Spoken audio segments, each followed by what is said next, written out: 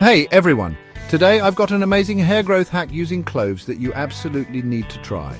If you're struggling with hair thinning or slow growth, this natural remedy might just be the solution you're looking for. First off, you'll need whole cloves. You can usually find them in the spice section of your local grocery store. Cloves are packed with nutrients like vitamins A, C, and K, as well as antioxidants, which are fantastic for hair health. They also have antimicrobial properties that help keep your scalp healthy and free from infections. So how do you use them? It's super simple. Take about a tablespoon of cloves and boil them in 2 cups of water for 10 minutes. Once the water turns a rich brown color, let it cool down. Strain the mixture to remove the cloves and pour the clove water into a spray bottle.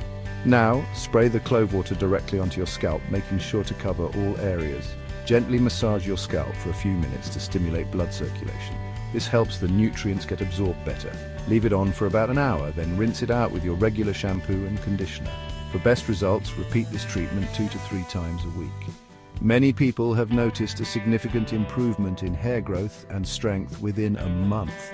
Remember, consistency is key with natural remedies.